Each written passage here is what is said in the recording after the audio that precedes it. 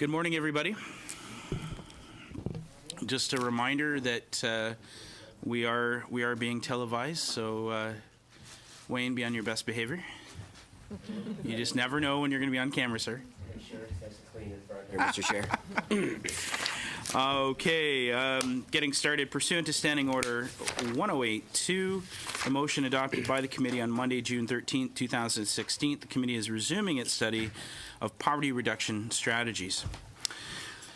I would like to welcome both being here with us and also by video conference, Mr. Mark Wafer, President McLean, operating as Tim Hortons. Welcome, sir. You didn't bring us any Timbits or coffee or nothing. Noticed a few Starbucks cups. Well, it's what they have at the hotel. I'm sorry. We'll hide that. We'll hide that over here.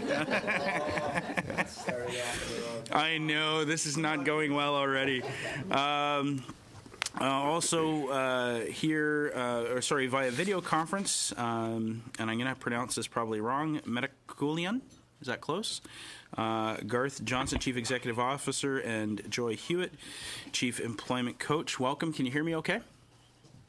Yes, thank you. Yeah, it's Meticulon, but that was very close. Meticulon. Okay, thank you. Yes, that's it. Yes, hi, good morning. All right. No worries. And you didn't bring us any Tim Hortons Timbits either, so, okay. No, but we are drinking it. Okay. From the Canadian Federation of Students. Oh, it's not here yet. Okay.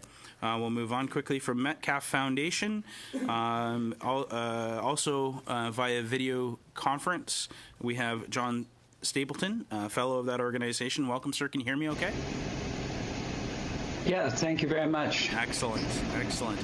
And also here with us from the Peel Poverty Reduction Strategy Committee, Sonia Pace, co-chair, and Adema C. Patterson. Sorry? Adoma C. Patterson, advisor. Welcome. Thank you. We're going to get started right away with opening comments from each of the organizations. We have 7 minutes for each of you. Please try to keep as close to that time as possible.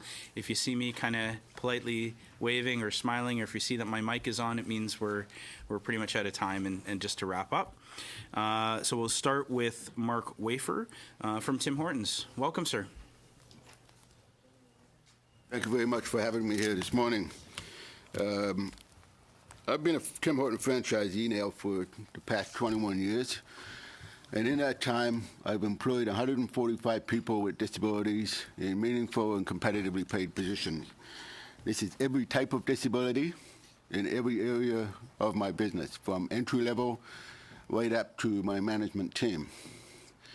What I have discovered is that when we build capacity of people with disabilities in real jobs for real pay, that we create an economic boom for a business. There is a clear business case for being an inclusive employer. Yes, it's the right thing to do, but when we talk about it from the right thing to do, business owners tend to ignore that. What we've discovered is that by building capacity and by including people in real jobs for real pay, that we are creating a safer workplace. We are creating a more innovative workplace. We are reducing costs by reducing employee turnover, and much more. There is a clear economic case for being an inclusive employer. And I'll give you one brief example. In my sector, the quick service sector, the average turnover rate for employees is about 100 to 125%. And that's typical, and that's normal for a well-run operation. In my group of 6 restaurants, for the past 10 years, my turnover rate has been under 40%. The only thing that I'm doing differently to my colleagues and friends in Tim Hortons across the country is that I'm an inclusive employer. Those people with disabilities don't typically leave. It took them so long to find a job that they stay with you for a long time. But more profoundly, the effect that it has on those employees who do not have a disability. I have 200 employees without a disability today, 46 who do. The 46 who have a disability, none of them left last year. That's great. Of the 200 who don't have a disability, the turnover rate last year was 55%. It's still half the norm. Now, why is that? Well, if you look at the demographic of disability across the country, 15% of us have a disability. The entire population of Manitoba, Alberta, and Saskatchewan combined. It's a big number. But it's even more profoundly larger when you could add in the direct family members of those people with a disability. We're now at 53% of the Canadian population. I have 14,000 customers a day walking in my 6 Tim Hortons stores. 7,000 of them are directly affected by disability. However, the unemployment rate for people with disabilities still remains extremely high. Some believe as high as 70%, with participation rates of around 18 to 20%. And why is that? It's because employers, hiring managers, CEOs are still buying into a series of myths and misperceptions.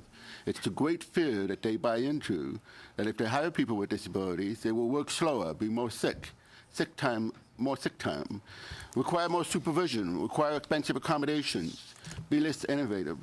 And as I have proven, the opposite is true. It's simply good for business. If we look at the demographics across the country today also, with students leaving school, 447,000 Canadians have graduated in the last 5 years with a disability. Those 447,000 have never worked a single day. There are others who have graduated who have found work, but 447,000 have not found work in the last 5 years. 270,000 of those have a post-secondary education. So it's a massive talent pool. It's a massive group of talented potential workers that today employers are largely ignoring. And they're ignoring them because of fear. The fear of hiring people, having to pay large accommodation costs, which simply aren't true. 60% of employees don't need accommodation at all, and 35% need an accommodation that will probably cost an average of about $500 or less. Thank you. Thank you very much, sir. You have about 2 more minutes. I didn't know if there was anything else you'd like to add, and maybe I can ask you just very briefly. As the chair, I don't usually take advantage of this, but you've given me a little bit of time, and I'm really intrigued with what you're doing. Is there any way, or have you made any efforts to try to scale this up within the Tim Hortons organization, and have you seen much uptake from your colleagues across Canada? Very much so. There's a couple of things that I've done. I'm an advocate and I'm an activist. I started talking about this about 10 years ago. I went to a conference as a delegate, and the keynote speaker didn't show up, and they asked me to speak. And the rest is history. My message is one that was resonating. Mm-hmm. Tim Hortons as a corporation has done some great things. They do talk about this, but they're like any other large Canadian corporation. It's very slow to make change. Well, we have had some successes at the franchise level. Tim Hortons franchisees across the country have embraced the hiring of people with disabilities. More the entry-level, intellectual type of disabilities, people doing entry-level jobs. And we really need to move away from that. We need to look at our businesses critically, look at every position, and then fill those positions with people with disabilities. In 2012, I was a member of the federal panel on opportunity for people with disabilities in the workplace. This was set up by former Finance Minister Jim Flaherty. We did come out with a report which resonated with the business community, but more importantly, we were provided resources to start an organization called Canadian Business Sensibility. That's a membership-driven organization. It's based in Toronto, but it's national in scope, and the idea is to bring in Canadian corporations as members and make them disability confident. We have 28 Canadian corporations now as members of our association, and that began right here in Ottawa with the Minister of Finance. Of the 28 corporations, 16 are multinationals, and they represent 800,000 employees. That's fantastic. So things are moving, things are changing. The message is resonating, and the message is resonating because we're focusing on the economics of it. We've always talked about the right thing to do. We've always talked about legislative compliance. Yep. You know, we have a paradigm shift coming in attitudes toward people with disabilities. If you look back 20, 30, 40 years, and the Jerry Lewis syndrome, you know, we have poor Timmy and poor Tammy sitting on Jimmy's and on Jerry's lap. Yeah. It taught us that we should only view people with disabilities with pity. Yes. But now we're asking CEOs and hiring managers to look at people with disabilities as contributors to society, to themselves, and to the economy at large. That's excellent. I look forward to hearing more from you today, sir. Thank you. Now we have from Metaculion. I got that right this time, I think. Yeah, Meticulon. Meticulon. Yeah, just think Battlestar Galactica and you'll get there. Okay. We have Chief Executive Officer Garth Johnson and Chief Employment Coach Joy Hewitt coming to us via Calgary, Alberta. Welcome. The next 7 minutes are all yours.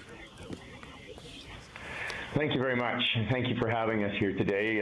We're very privileged to be here. So Meticulon is an IT consulting firm. We do 3 of the toughest jobs to be good at in the IT sector. We do quality assurance in the software testing field. We do big data analysis for large data sets, and we do data security and verification work, so integration and the really hard parts of compliance. And since we began in 2013, we've worked with 174 people with autism. We employ exclusively people with autism to do the actual work. We have typically enabled people who handle some of the other roles in the company, but when it comes to executing the contracts that we take, all of them are on the autism spectrum. And they are incredibly bright people. In Canada, as you probably know, more than 80% of people with autism who want to work and are capable of working do not have a job. Every time we run an intake for potential employees into our process, we receive over 40 applications, sometimes over 60, of people who are advocating for themselves. Most of them are university educated, and most have never worked. 85% so far of the people who work for us have never had a job in what they were trained to do, and of the 15%, it's just over 15% of the people who do work for us and come through our process have had a subsistence level sort of retail type job. And yet, these people come through our process, they become our employees, and we are a minimum of 60% better, more productive, more efficient, more accurate than their typically enabled counterparts that they work with. We work on site, and we do offer remote services work to our customers. And the biggest challenge we currently have as a business is that in this economic downturn that we're facing in Calgary, our staff are consistently being poached by our customers because they are so good at what they do. And so the question that we have is, why is this the case? Why is it the case that across the country, and we've helped others replicate, we've created a thing called the Meticulon Toolkit, in which it's basically a small franchise kit that Joy and I work people through on how to replicate our business. It's been done successfully in Vancouver and the interior of BC. Winnipeg is about to launch, and we've spent a copious amount of time in Dallas, Texas, working with AT&T because they want to replicate it internally. And we know that these people are excellent employees. We have a very hard time getting into businesses in the beginning. Most of our customers are SMEs because we can sit at the table with the decision maker and we can talk to them about the value propositions that they're going to get, and we can prove it. And we have, since we began, we have literally done dozens and dozens and dozens of contracts, never failed on a single one. And I've worked in tech for most of my entire career, and I can tell you that never happens. So, 1 in 60 Canadians being born right now is being diagnosed with on the autism spectrum, and yet we're not really seeing a lot of change. And so why is that? Well, we think it comes down to one thing, really. What Mark said about the economic case is absolutely correct. We say to people all the time, don't hire us to do good, hire us because we are good. But in the beginning of our business, I can tell you that the reason that people engaged us is because they wanted to do good, and the fact that we were exceptionally good at what we do was a big surprise. A good surprise, but they did not expect that. And so we think it comes down to fit. We think that one of the challenges that's happening in the world of disability employment that we've seen is that there's a lot of warm body principle practice still going on. An employer has a job, they want to put someone into it. An agency has a person they want to place, and they just sort of ram a square peg into a round hole and hope it works out. And we've developed our process for onboarding people is about 3 months long. It includes the training that we do with them for software testing. But 1 month of that is just building out a skills and capacity grid, which tells us who they are, what they're capable of, what their challenges are, what their interests are, and it's a collaborative process that the potential employee goes through with us.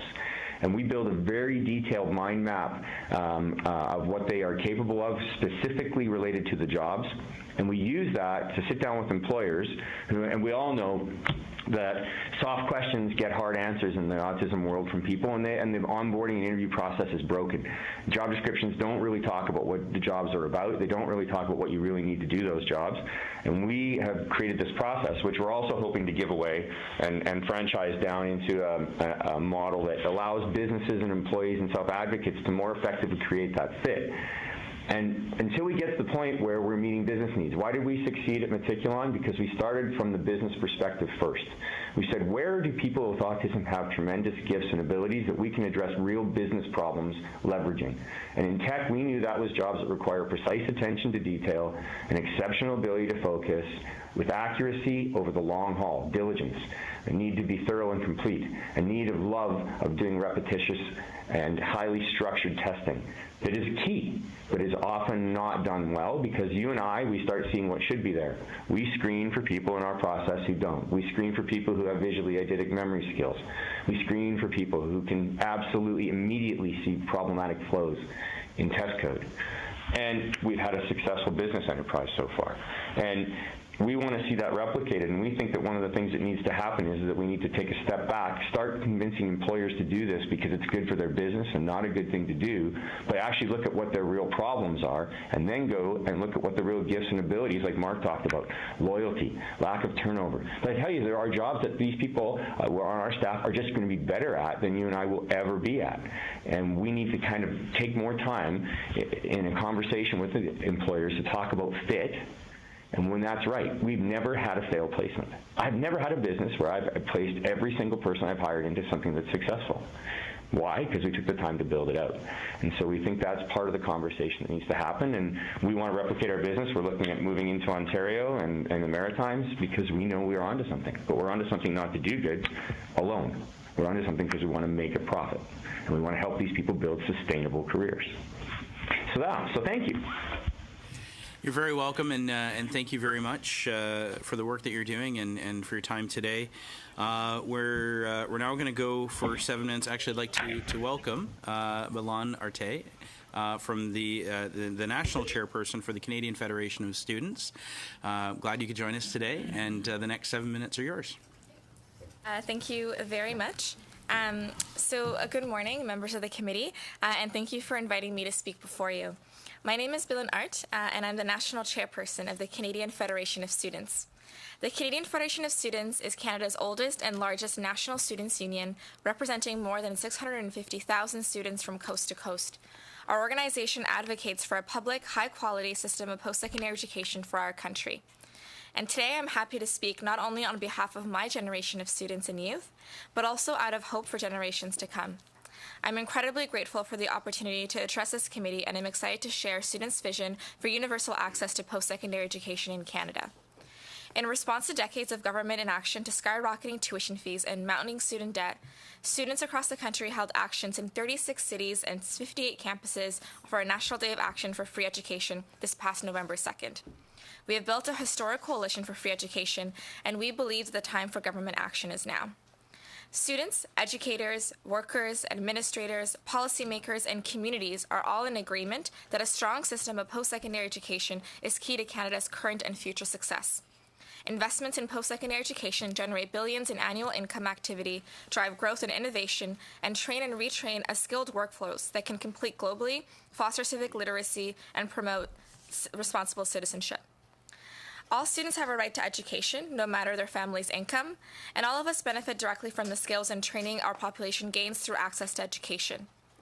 I believe that we need universal access without upfront cost, and by eliminating tuition fees and fully funding Indigenous learners, we can build a strong foundation for growth and ensure access to education for everyone, no matter what province they are born in or their parents' income.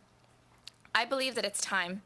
We need a new approach to post-secondary education, where in 2017, a college diploma or university degree is required for a decent income and a just society. Today, 70% of new jobs require some form of post-secondary education. And for the precarious employment predominant in the remaining 30% of jobs, people want pathways to a better future. Today's system is failing young people. In 2011, 42% of Canadians between 20 and 29 years old live in their parents' home, up from 27% in 1981. Excuse me. Sorry to interrupt you. You have lots of time. If you can kind of slow it down, you're going a little fast for the translators. Sure. Absolutely, I will. Thank you for that. So in 2013 and 2014, about 203,887 graduates couldn't make a single payment on their Canada student loan. And this claim required reporting pre-tax incomes of less than $20,000 per year. Now, earlier this month, the Canada Student Loans Program adjusted its minimum income threshold for compulsory payments on public student loans to $25,000. Members of the committee, I would like to point out that $25,000 is still earning well below a poverty level income. And what's more, we know that our government today is profiting close to $580 million in interest off of the Canada Student Loans Program in 2015. Worsening what is already the plight of the most indebted generation in Canadian history, at over $28 billion owed collectively to the federal government. In May 2016, Canada's Parliamentary Budget Officer noted that post-secondary education is disproportionately accessed by higher-income Canadians, with 60% of students coming from the upper 40% of income earners. Those who are left behind include Indigenous and racialized people, new immigrants and refugees, people with disabilities, young people from low-income families, and too many recently unemployed or folks working minimum wage jobs who simply want to get skills to improve their lives. Now, I wish to stress that these stats are not only numbers, but need to be humanized, as they illustrate the stories of thousands of youth who, like myself, did not always believe they could access higher education. And my parents came to Canada as refugees in the early 1990s, and I grew up within a family and a community that was only just surviving poverty and making it through paycheck to paycheck. I started working as early as I could to help my single mother make ends meet, and at the age of 17, despite graduating from high school with honors and being granted early admission to university, I was resigned to give up on my dreams after failing to balance the expenses because I knew that even with public loans, I could never afford higher education. A few weeks before university started, I received a full scholarship to the University of Manitoba, and my life changed forever. Now, without the full removal of tuition fees as a barrier to my access to university, I would never have had the opportunity to obtain a degree, develop my skills as a leader, nor much less be presenting to this committee today. As the first person in my family to obtain a post-secondary degree, I'm hopeful that I can help break the cycle of poverty in my community. However, these days, I'm nervous for my siblings, especially my youngest sister, who is only 6. And my heart breaks to think about how high tuition fees might be by the time that she considers attending post-secondary. And I only hope that I can be in a position to help her achieve her dreams when that time comes. Members of the committee, I believe that hope is important, but I also hope that all of us here know today that we are in serious need in ending these cycles of poverty. And for that, we need more than hope. We need government action, immediately, to remove all barriers to post-secondary education. And I know that my story is not unique. It is the reality and context for too many of my generation and for generations to come. Young people across the country who come from low-income, marginalized communities cannot believe that they will achieve their dreams of accessing a higher education because of skyrocketing tuition fees that increase every single year. We deserve a Canada with a fully public system of post-secondary education, a Canada that enables the dreams of the innovators of tomorrow. And I believe the cycle of inaccessibility to higher education needs to end now. Furthermore, we know that income barriers that prevent highly qualified students from accessing public education interact with related forms of discrimination. For Indigenous students, it means broken promises despite an era of government's commitment to truth and reconciliation. The federal government is responsible to fulfill Canada's treaty obligation to education for First Nations and Inuit students through the Post-Secondary Student Support Program. In 1996, annual funding increases to the PSSP were capped at 2%. And for the past 20 years, successive federal governments, including this one, have continued this trend by choosing to maintain a 2% funding cap. As a result of this restrictive cap, funding has fallen far behind the growing demand for post-secondary education and rising tuition fees and increasing living costs. The Assembly of First Nations has estimated that last year, more than 10,000 students were on a wait list because of the backlog of funding. The Federation is calling on this committee to follow through on its recent and historic commitment to Indigenous students.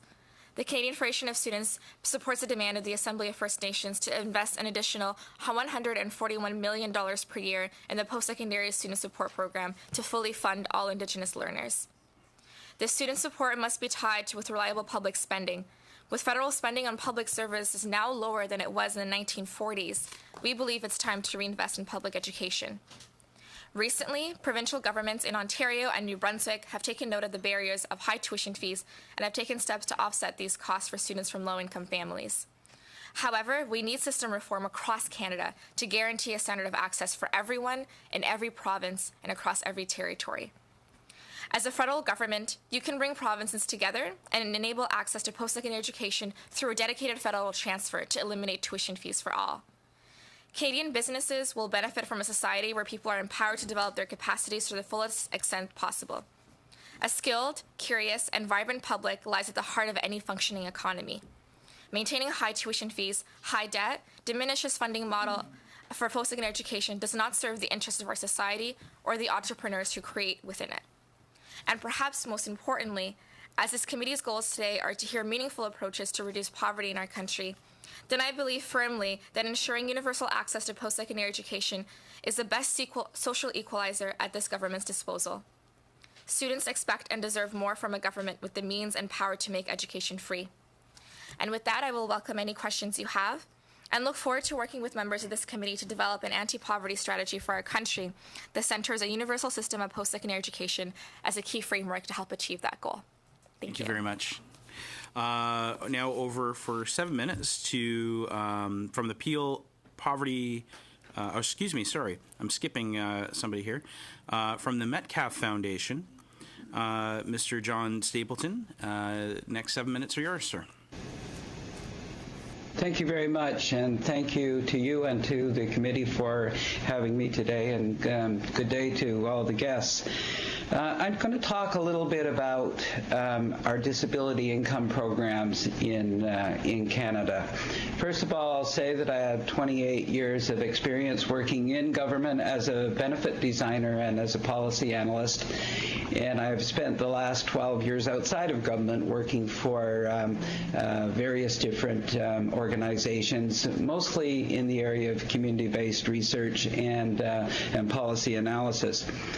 I want to start by saying that Canada, in its different ways, shapes, and forms, spends $33 billion in disability benefits to approximately 2 million Canadians. It's very Canadian of us, I think, that we have 10 different disability income systems, and I'll just briefly name those. Workers' compensation, auto insurance going to accident victims with persons with disabilities, our veterans programs for our veterans with disabilities, the Canada Pension Plan disability component, employment insurance sickness component, the disability tax credit, the registered disability savings plan, social assistance, which has programs that differ in each province. Private disability incomes is the 9th, and the 10th is the working income tax benefit, the disability component of that. And those programs spend $33 billion. The important two important items that you should know about those is that only 2 of those programs provide ongoing full-time benefits till the age of 65, and that's the CPP disability program and social assistance, whereas the other programs provide time-limited benefits. You should also know that 6 of those disability income systems only provide benefits based on someone already having worked. For example, workers' compensation, veterans program, CPPD, EI, etc. The important point in first of all taking this inventory of these programs is that they all have different purposes. In many ways, I would characterize them as 10 cats in a bag. They have different philosophies. They came in at different times. I was especially interested in Mark Wafer's comments about how we used to think of people with disabilities. Well, many of the programs that came in to serve people with disabilities are programs that came in at a time when we did not think people with disabilities ought to work. We thought that that we would pay them income security to stay at home. We no longer think this.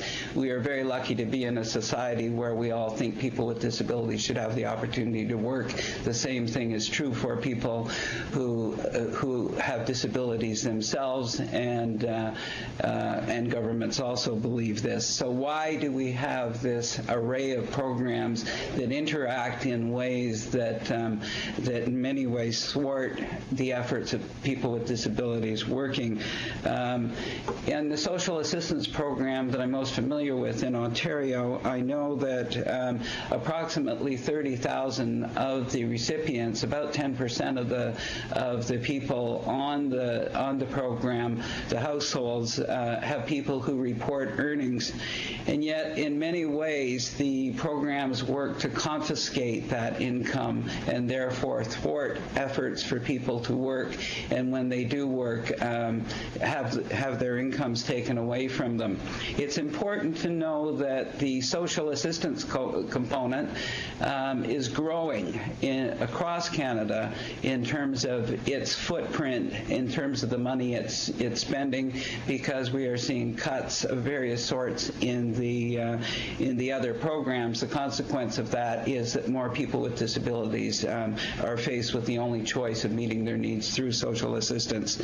And the work that I've done, especially in community-based research, has showed that people, especially those who also receive subsidized housing or live in subsidized housing, and therefore are often closest to an employer's workplace that they can afford, are people who, for every single dollar that they earn, will in fact lose at least half the income that they receive from the employer, and then receive a 30% increase in their rent.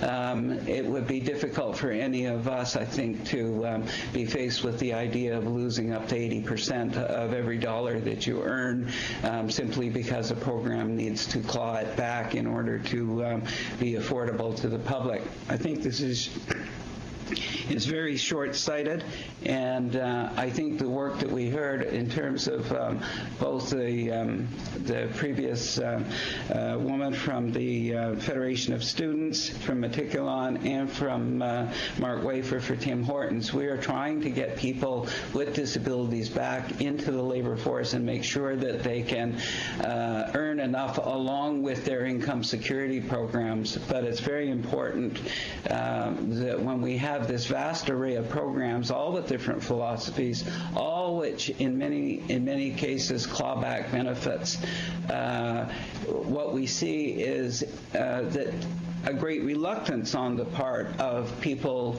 with disabilities to actually move into work because they are going to have their benefits otherwise confiscated through these programs. It's important for you to know that social assistance as a program deducts all these other forms of income. So if someone gets workers' compensation, if they get a veterans allowance, if they get CPP disability, EI sickness, then those programs are actually deducted off their social assistance at 100%, and at the same time then earnings are deducted at 50%. So we have to figure out a way for the very poorest of people with disabilities, for them to be able to have programs work together in a seamless way, so that we are able, we have a system where people can move into work and be able to meet their own needs. Thanks very much. Thank you very much. And last but not least, from the Peel Poverty Reduction Strategy Committee, I understand, Ms. Pace, you will lead us off. All right. Good morning, Mr. Chairman and members of Parliament and guests. Thank you for the opportunity to present here today. Adoma and I will focus our presentation on 3 recommendations and ideas for the federal government can play in a leadership role to support social and skill development for our vulnerable. The Peel Poverty Reduction Strategy is a 3-year community plan that was created in 2012 to address the growing issue of poverty in our community Peel, which consists of Mississauga, Brampton, and Caledon. This multi-sector sectorial table is co-chaired by the United Way of Peel and the Region of Peel.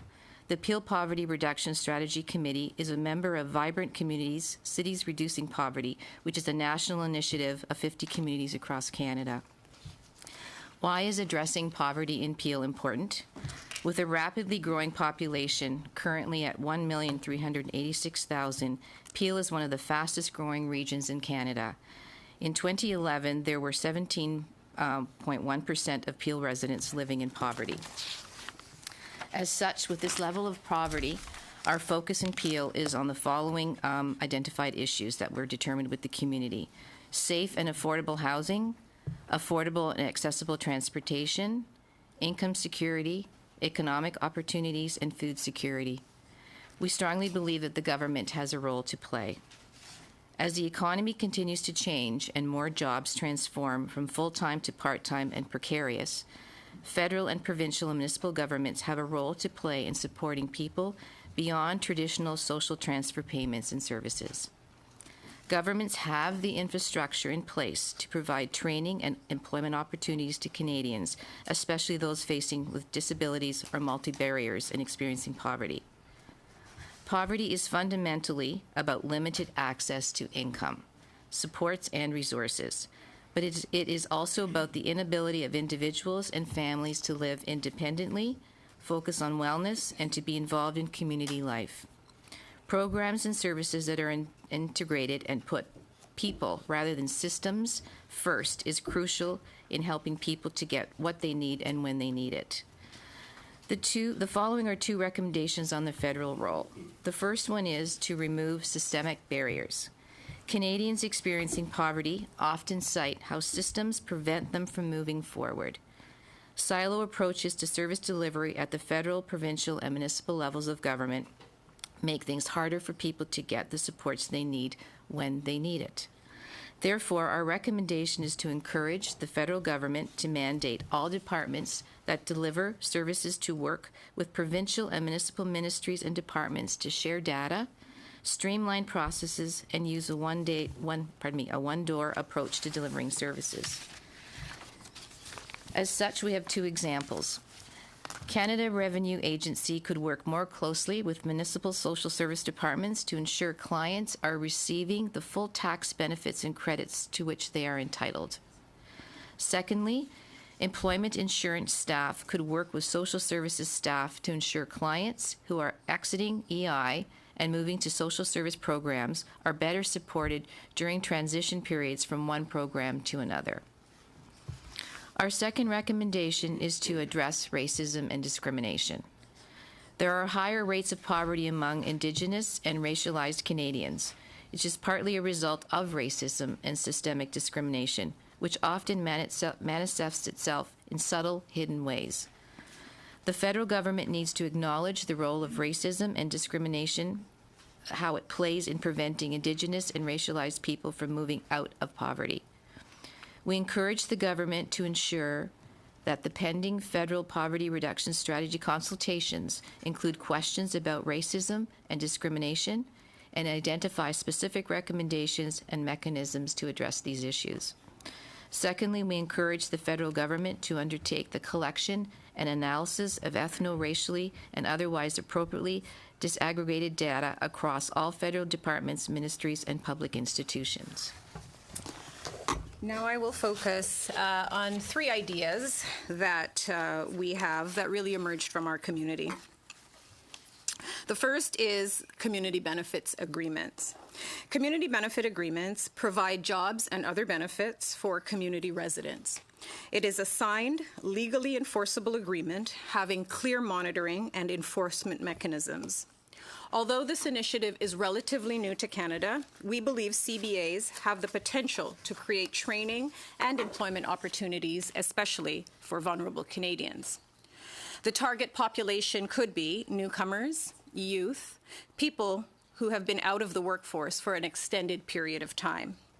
We encourage the government to develop a cross-government policy framework that supports the principles of community benefits. This includes removing barriers for various departments that do have a role to play in its implementation. The second idea is the public service providing employment pathways. The public service can play an important role in creating employment and training opportunities for Canadians facing multiple barriers or struggling to enter the labor market. Who is the target population? Youth not in employment, education, or training, so NEET, we call them NEET youth, and social assistance recipients, including those in the disability programs that John referred to. So, for example, the region of Peel recently launched its Model Employer Initiative. 14 entry-level positions were identified across the organization, and people who are in receipt of social assistance were given the opportunity to apply for an entry-level administrative position. Clients were supported through the entire process, from screening to placement, by the social services workers. The placement opportunity is for 6 months, earning the minimum band paid to regular full-time employees, and includes a mentoring component. The rate is above the living wage for Peel Region. For Peel Region, our living wage is about $16.50 an hour. Participants will work with a supervisor to develop a learning plan and continue to receive support from the social services staff throughout the placement so that we ensure success along the way. The third and final example is affordable transit. In 2012, the Peel Poverty Reduction Committee identified transit affordability as a key barrier to social inclusion and employment. There is a role for the federal government to play by ensuring municipalities can fund transit infrastructure and programs that are targeted to low-income individuals and families. In fact, there are many communities now at the municipal level where those affordable programs are being funded.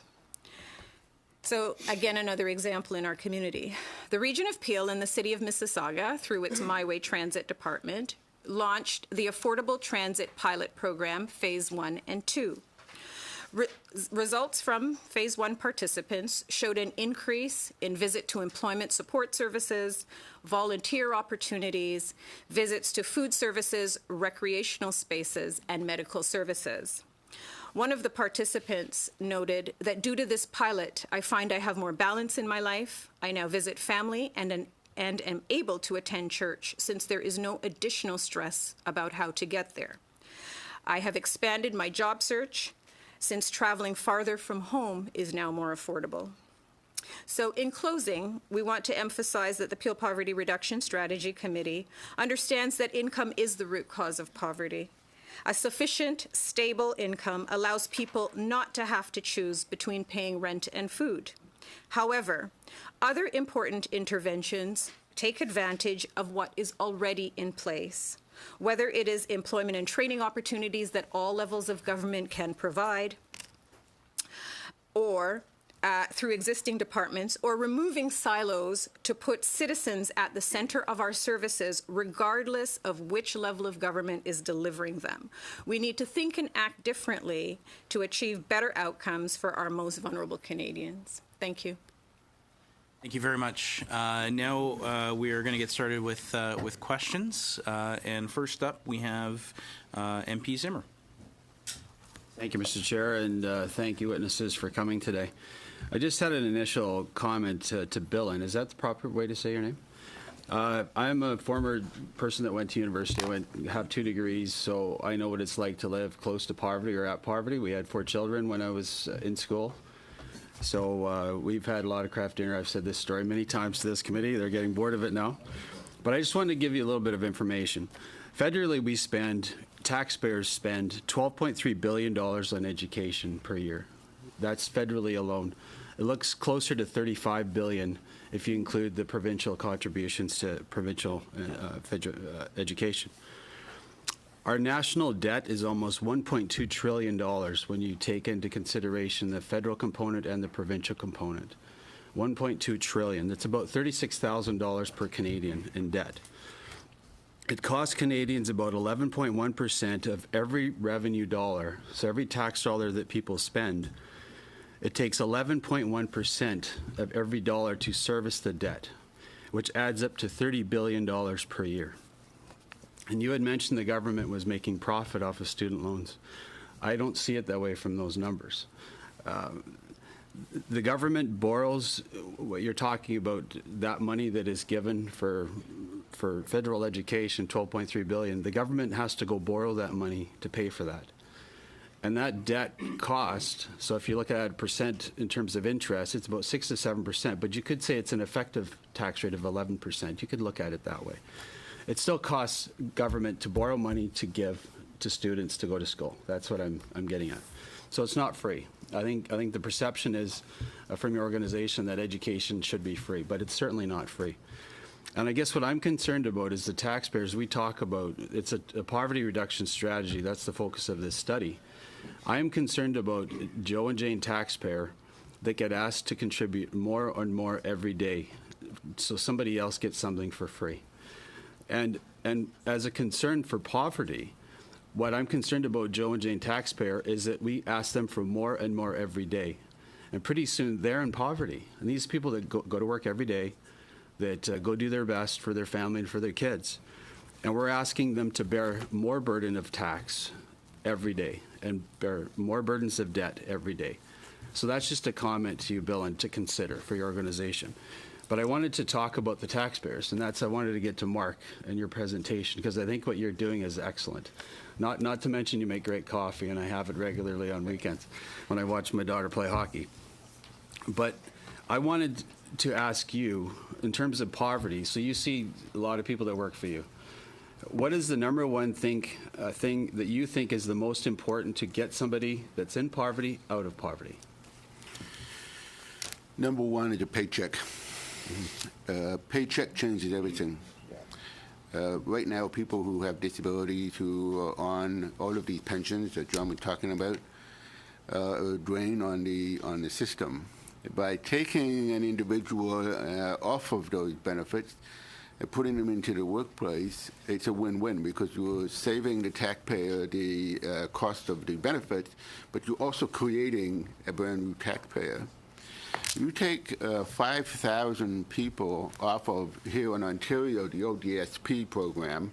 If those 5,000 people are making the maximum amount of benefits and put 5,000 people into the workplace, making a living wage, the combination of the savings from ODSP and the contribution in taxes to the government is about $70 million.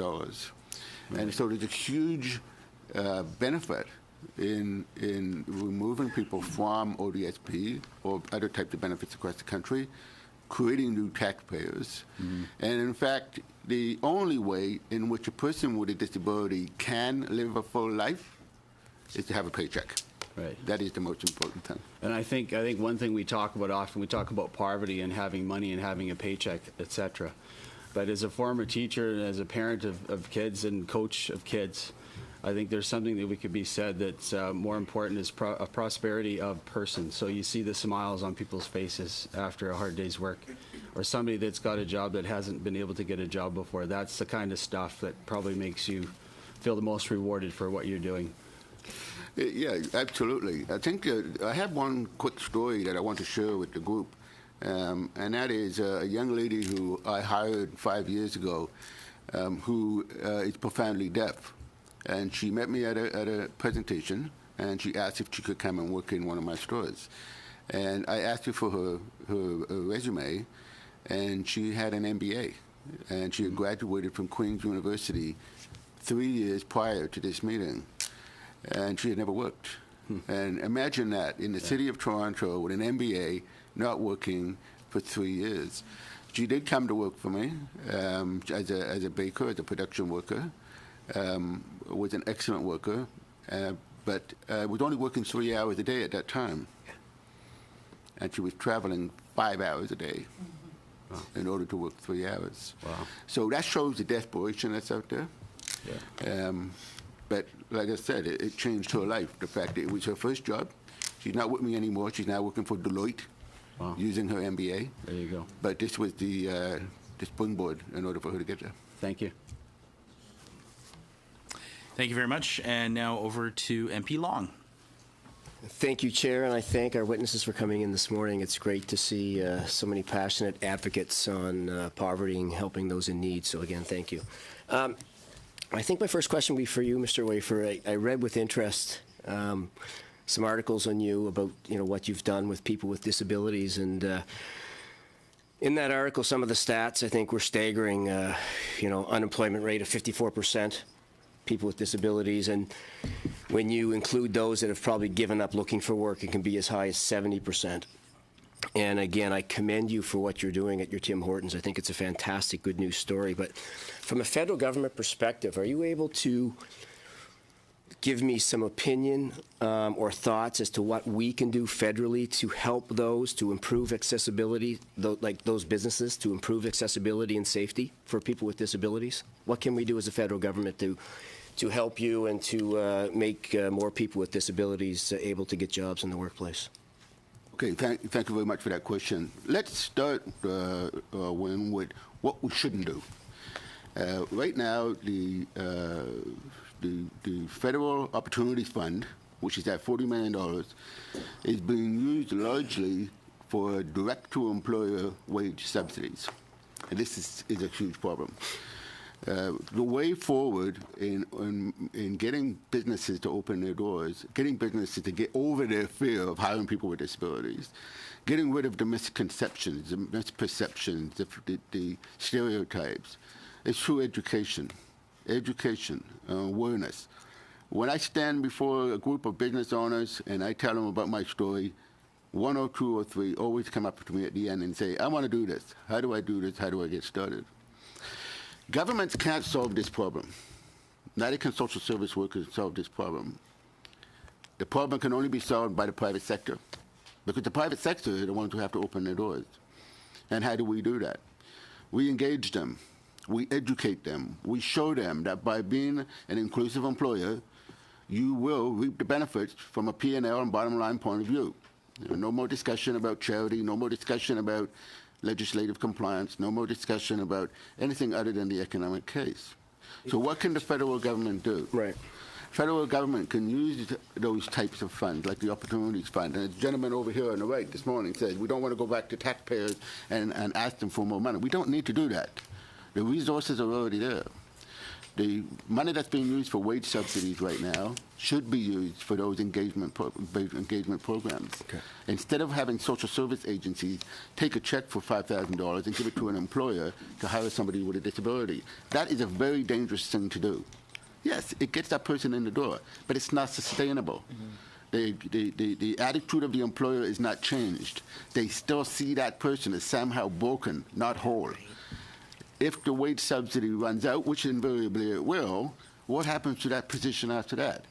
And positions in companies that have a wage subsidy component are rarely real and meaningful positions. They're made-up positions that have been suggested by a social service agency.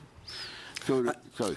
I guess I would jump in, certainly in St. John Rossi. I mean, I could give you examples where, wage subsidies have been very effective in helping people get that leg in or that first step. But I respect your opinion on that. And again, I would just say congratulations on what you're doing. I think it's fantastic, and it's certainly a model that other organizations could use, certainly across the country.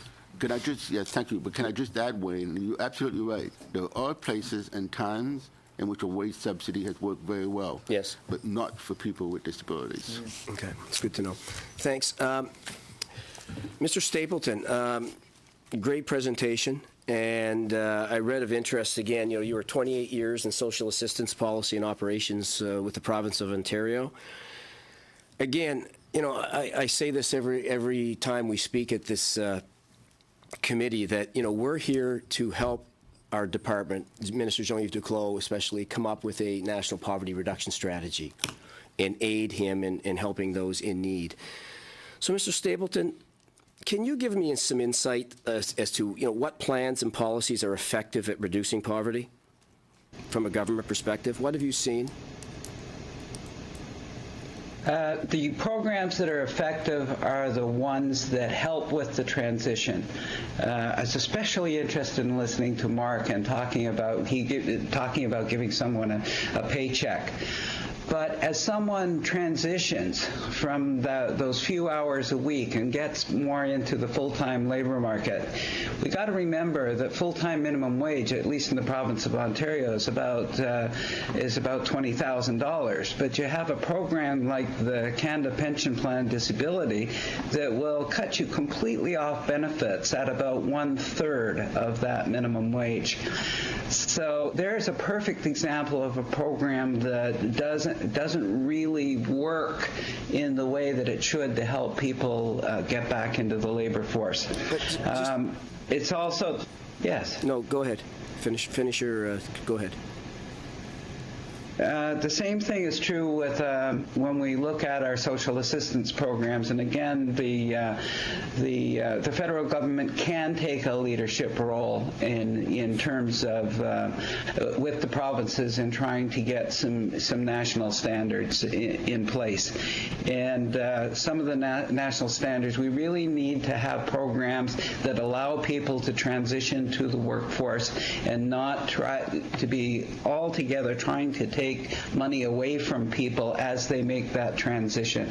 And we have programs, our current disability system with those 10 different disability systems don't work together. They all came in place at different times, and I think especially in that area is a place where we can start to look at that. Let me give you one example. Very if you quickly, have, yes. Very, very quickly. Go ahead with your example. Okay, well, on social assistance, for example, if someone has reported their income for the month, if they are working part-time and still need to be on benefit, and then the boss calls them up and says, we want you to come in for an extra shift that we hadn't counted on, well, that immediately becomes an overpayment in that system. It's way too closely managed, and there's much too much confiscation of benefits. Thank you, sir. Now over for 6 minutes, Ms. Ashton. Thank you, and thank you to all of our witnesses today for your very insightful testimony on our study on poverty. Ms. Art, I want to begin with you and thank you for your very powerful presentation here today. I think the message that you made very clear is that times are changing for young people in our country. I mean, you raised some very shocking statistics that 42% of young people live in their parents' basement, a number that's skyrocketed over the last 20 years. You talked about how the amount of debt owed collectively by young people in this country and some older young people is over $20 billion. You talked about the average student debt being $28,000. I mean, I'm an older millennial, and having graduated from university, my first degree over 10 years ago, this reality is different than what I experienced. So it's clear to me that year after year, young people in Canada are paying a higher price to simply do what we expect of them, is get an education. And so what we're talking about here today is how we can come forward with a strategy to support Canadians who are trying to get out of poverty. Well, I think what we've heard from you is that for a lot of young people, getting an education means struggling in poverty and not seeing a way out given these levels of student debt, a reality that we've never seen before in this country. And so I want to thank you for raising those alarm bells that those of us that spend time with peers hear about on a daily basis. So I'm wondering, though, first of all, and I realize it came up already, in the question of how could we possibly afford this? I'm wondering, given the work that you've done, along with so many organizations that support the vision that you've brought forward today around free education, if you could talk to us a bit about, that question, where will the money come from? Absolutely. Thank you for that. And I think that I really do want to appreciate the emphasis that this is the most indebted generation in Canadian history. And so I do really believe that we are in a crisis when it comes to access to education. And furthermore, again, when 70% of new jobs require some form of post-secondary education, students are put in a very difficult position when they're unable to afford it. I think that when we understand the question around public funding for post-secondary education, it's important to note that public funding for public services like education are at an all-time low, particularly when we compare it to funding levels today to the 1940s. Generations before us enjoyed a much more publicly funded system of post-secondary education. Oftentimes, we look at how much politicians were able to pay for their post-secondary education. We know that our Prime Minister paid close to $1,700 when they were attending post-secondary. The Premier here in Ontario, where there's the highest tuition fees in the country, paid closer to $700 per academic year when she was attending university. And so evidently, when we look at today, the national average for tuition fees is well over $6,000. In Ontario, it's well over $8,000 per academic term. It is very, very unaffordable and inaccessible for young people to attend. And I think that when we talk about the question of, where does that funding come from, I think that there was a time where our federal government actually prioritized funding to post-secondary education. That is over 60 years ago. And today, I think that our generation is facing the consequences of progressive devaluing and disinvestments from post-secondary education. I think that budgets are about priorities. I think that we could and should invest in a progressive taxation system in this country that doesn't benefit the wealthiest, that doesn't provide tax incentives and tax loopholes for Canada's wealthiest corporations to evade in billions of dollars in taxes every single year. Beyond that, I also think that our government has been able to prioritize funding in military, for example, when it has found that to be a priority. I think that investing in youth, investing in the next generation, adequately providing young people with the skills, education, and training that they need to be successful in today's labor market should be the utmost priority. And for a government that spoke a lot about youth issues in the last federal election, I think that young people expect and deserve more when it comes to funding for post-secondary education. Thank you. You talked about the 2% cap on the PSSP, something that has come up a number of times in this committee, and I'm wondering if we could hear a bit more about that. How has and perhaps you could share some feedback on whether personal or systemic. I'm wondering if you could talk to us a bit about how this cap has impacted First Nations, Inuit, and Métis people's ability to access their treaty right to education or their right to education. And what are the repercussions on Indigenous people and communities? You have about 1 minute. Okay, Thank you. I'll be very quick then. The cap on the post-secondary student support program, which I would emphasize is a federal program for public spending on First Nations access to post-secondary education, a guaranteed treaty right, and something that is very much cited within the Truth and Reconciliation, a process that this government has signed on to historically, and I think very proudly from the perspective of our federation, is a commitment that has yet to be actually fulfilled. And when we think about the lack of funding for First Nations, Inuit, and Métis learners to access post-secondary education, this can look like the very real reality that despite having had access to high school, despite having the grades, the wills, and the passions to perhaps bring back a skill from university or college to their communities, too often Indigenous learners are not given the opportunity to attend post-secondary education because of lack of those funds. Beyond that, because of limited funding as well, band councils are making very difficult decisions with the very limited pool of funding where they're choosing to send fund students for smaller programs for shorter years. I've met too many young people, Indigenous learners across the country who have been funded for perhaps a year or two of their education and have been forced to drop out because they no longer have funds to allow them to actually finish their education. That's a snapshot of those opportunities, but I think there's a very missed opportunity to actually invest in the future of Indigenous youth, particularly when we consider that they are the fastest growing population in our country today. Thank you so much. Now for 6 minutes, over to MP Tassi, please. Thank you. I'd like to begin by thanking each and every one of you today. I have to say that the presentations were absolutely fantastic and very inspiring for me as a member of this committee. My first two questions, I'm hoping to get through three questions. My first two are going to go to Mrs. Pace and Ms. Pace and Ms. Patterson, and they have to do with women in poverty, and to talk about your experience about, first of all, the issues that that women face, the obstacles that they're facing. ESDC states that more women than men live in poverty. So, what are the factors that contribute to this?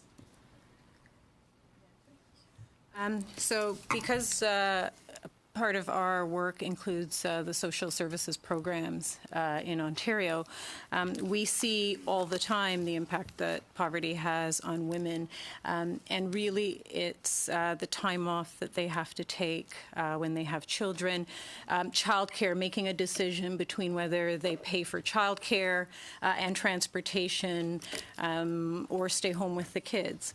Most communities have a wait list for affordable childcare, and so often they're having to sacrifice careers. So there are unique circumstances that many women face if they're leaving or having to escape domestic violence, other things, wait list, finding appropriate housing that will take them and their children, safe housing, and often outside of their community. Again, it comes back to wait lists for affordable housing. Many communities have extensive wait lists, even for people who are experiencing domestic or other types of violence. And so they're making choices to stay in a situation that's not safe or to go to emergency shelters. And we know that often the conditions in emergency shelters are not the best. When they're ready to get back into the workforce, what is that first opportunity? Because they may not have recent experience. Right. They may be in a new community. And how do social services departments like ours help to facilitate that? So the example we provided of, government providing those initial placements, those entry-level opportunities, particularly for women, is a great example of a role that we all could play, because that can happen with any level of government. Okay. I want to focus on the aspect of childcare, because I know that affordability and finding good quality childcare is important. I mean, my own experience, I lost my nephew at 18 months, and he was in a private childcare facility. So the importance of this for women is extremely important. So what do you think that the federal government could do to assist women who are trying to access affordable and good quality childcare? That's a very good question, and certainly we would all love to see universal childcare, but that gets to the fact of the cost and who's going to pay for all of that. But affordability is a factor, and I know in Peel we try very much so to keep the rates down. We are the system managers for early learning and childcare. Most municipalities have that role, and that's something that we play a key role on. And certainly quality is a huge concern, and we spend a lot of time in ensuring that practices are as such that quality is there. And we have to complement certainly our provincial government with respect to Ministry of Education. There has been quite a modernization and transformation in the early years sector to have consistent programming, etc. So what do you recommend the federal government do with respect to this issue? Well, there certainly is a push to make childcare more affordable. It doesn't mean it has to be universal. Mm-hmm. That's will not happen overnight. But certainly there needs to be dropping those rates down, because, as you know, they're mortgage payments for the young folks today. Okay, thank you. My next question is going to go to the Meticulon group. And, everything that I've heard today with respect to the hiring of individuals with disabilities has been absolutely fantastic. So, Mr. Wafer, your contributions as well, Mr. Siegelman. So, but what I'm intrigued about with what you suggested at Meticulon and what you do is this process that you've come up with, and I think that's brilliant in order to determine the fit, because we know success is going to depend on that fit and it working. So, what can the federal government do to help businesses buy in to hiring persons with disabilities? Because we know that if the fit is right, it's a win-win. So what recommendations can you give to this committee in that regard? Joy's got some great insights about how it works. I think what the federal government can do is that we can work together with other businesses who are engaged in this process, who are trying to get people with disabilities working and out of poverty, to document the real business returns, and can help and work with the social service agencies and the other people who are already working to place people to provide more resources around meeting real business needs with these folks. Not just putting people into work because they need to work. So if the federal government was to reinvest some of the funds that we put currently into some of the social services programs that we operate, and say, okay, let's work with people with disabilities to not only find out what they want to do, but what they can do, and then you can go to the business community and say, okay, here's what's happening. We've tooled these people up. They're educated. They're not educated. But here's their skill sets. Here's what they can really do. Because I know I'm on the board of the Canadian Association for Supported Employment. One of the biggest challenges that the social service agencies in this country have is actually finding the right job for the right person. And if there was more proof that it works from a business perspective that would motivate businesses to do this, that was quantified and demonstrated. So the federal government has the resources to do massive studies to document and prove the business return for business on doing this. And then if those trickle down into, how do you actually do this? Here's some resources. Here's best practices. Here's the way that this really works in getting the right fit. That's resources that industry can use and take from the federal government, because the federal government has the resources to invest in that process. So, actually, and I think even echoing some of. Actually, we're running on time. Maybe we can come back to you guys. Sorry to cut you off. Sure. But we do have to go to MP Robillard next for 6 minutes. Go ahead. D'abord, je voudrais féliciter tous les. Well, I'd like to congratulate all of the guests this morning, but particularly Ms. Art. As a former teacher, I'd like to congratulate you on your excellent presentation this morning.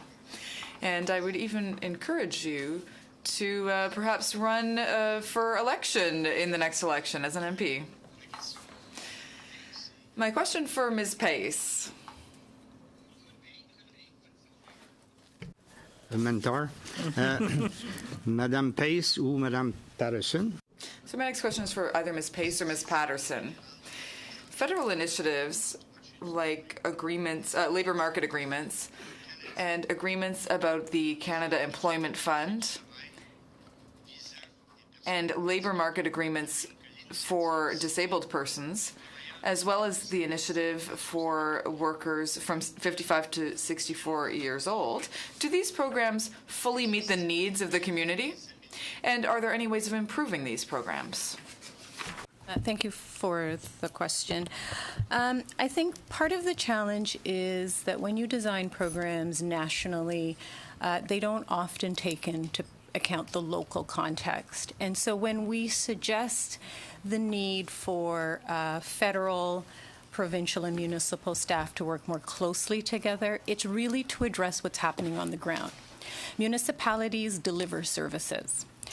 We are closest to folks who have the day-to-day need. And so when that citizen is accessing a federal program, and then has to still engage with a provincial or a municipal program, you see where the gaps are. You see what doesn't work. And so I think programs do work. They don't necessarily work for every population, but really what's needed is more of the local context, that programs offer enough flexibility to be able to adapt to what's happening locally. quelle stratégie à succès? What successful strategies have you implemented to help individuals from vulnerable groups who are looking for work? And why were these strategies effective if they were?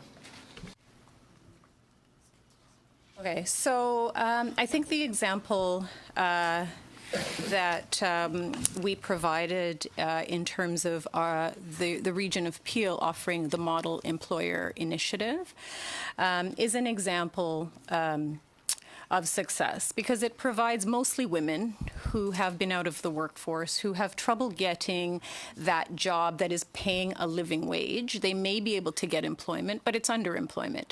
They're getting part-time work, working a few hours, working contract. It doesn't meet their childcare needs, so they have to turn it down. I think that type of example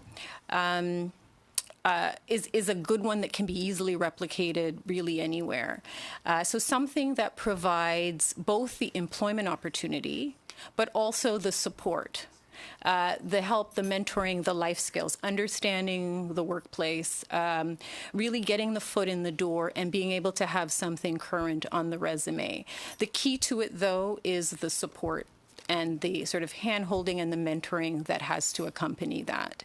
And so while the placement is 6 months or a year, doesn't extend beyond that, it at least allows them to do job search that, matches their skills. And it really is a way to get them some meaningful employment that's meeting their needs. It's the income they need, and it's the opportunity they need. And most people, it's an opportunity, right? They don't have the networks that you and I have.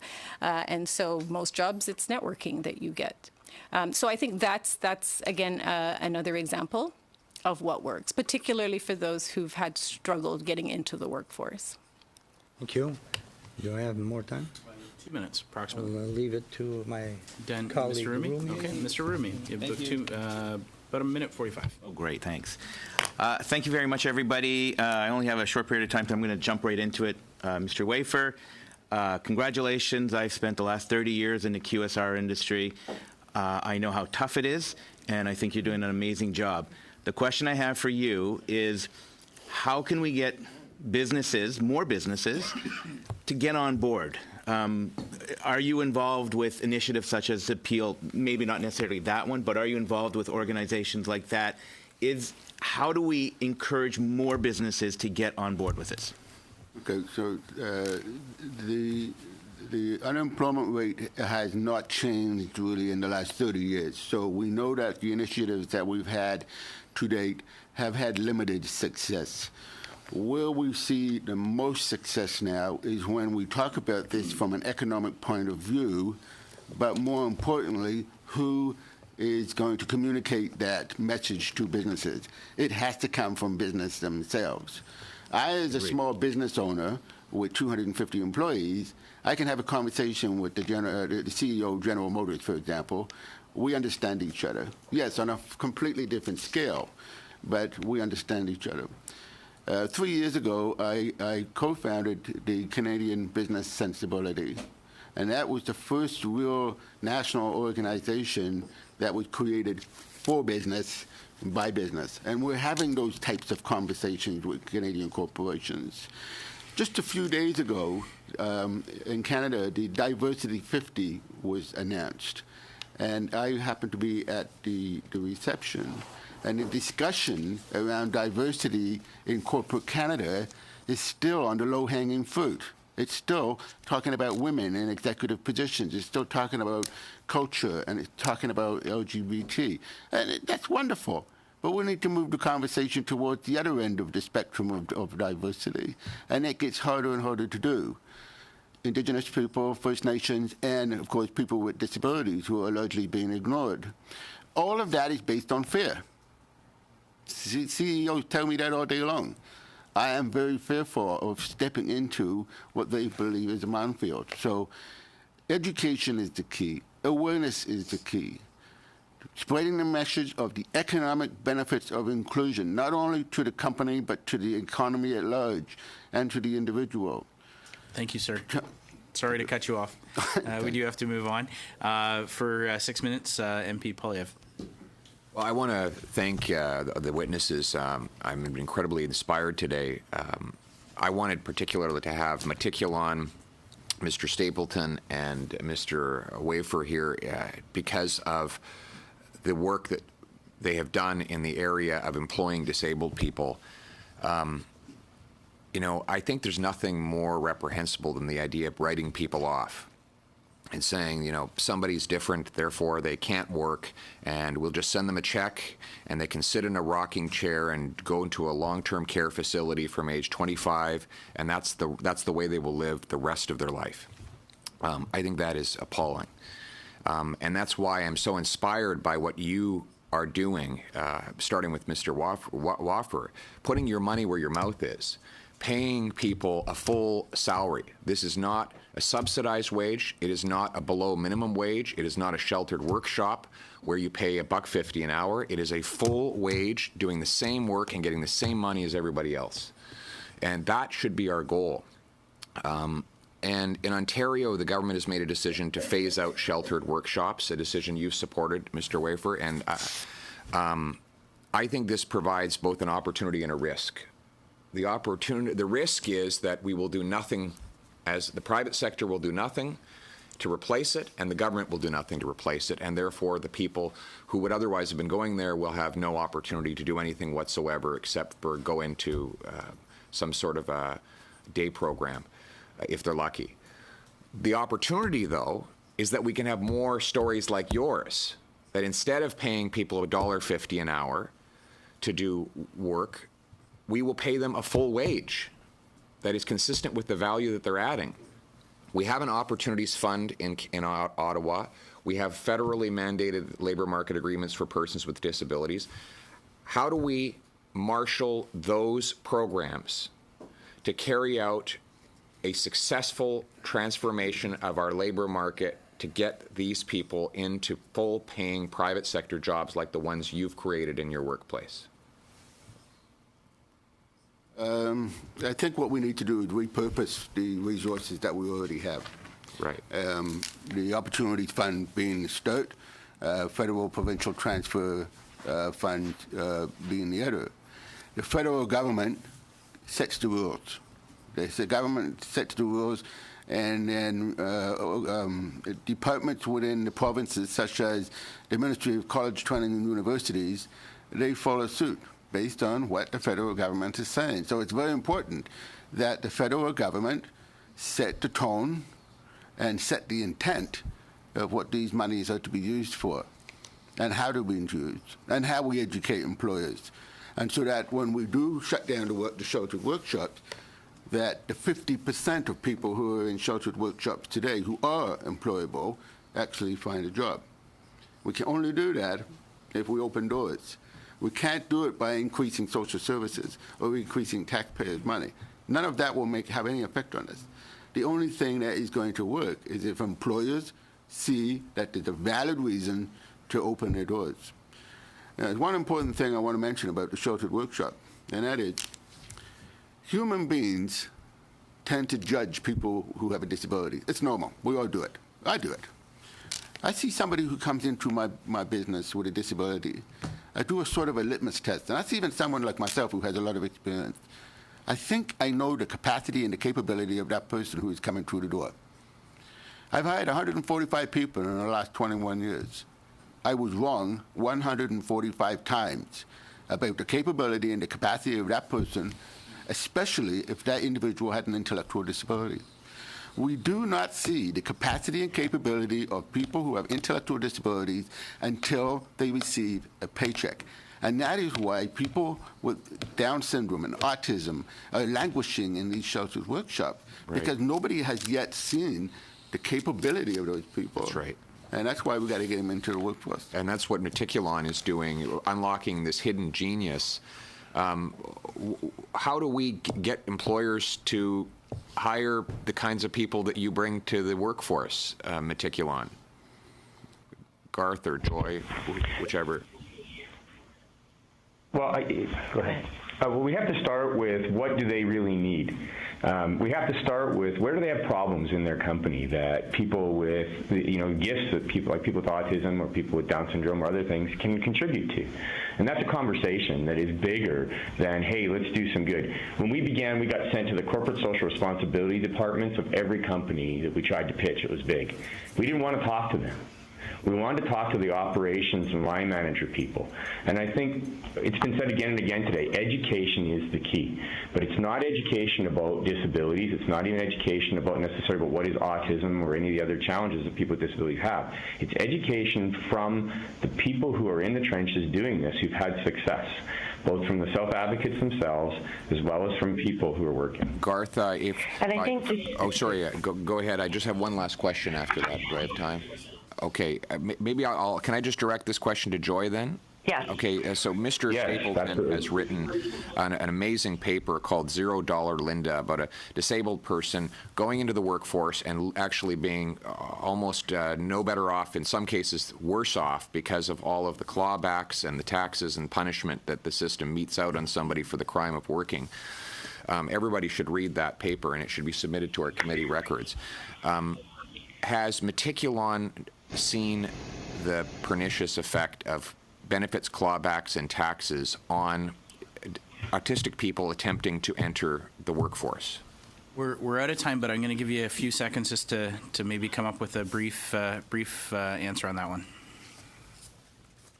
Yes, we've definitely seen that here in Alberta, and we are trying to work around as Meticulon for people who are on supported income, keeping their benefits available to them, but it cuts back their possibility of earning potential.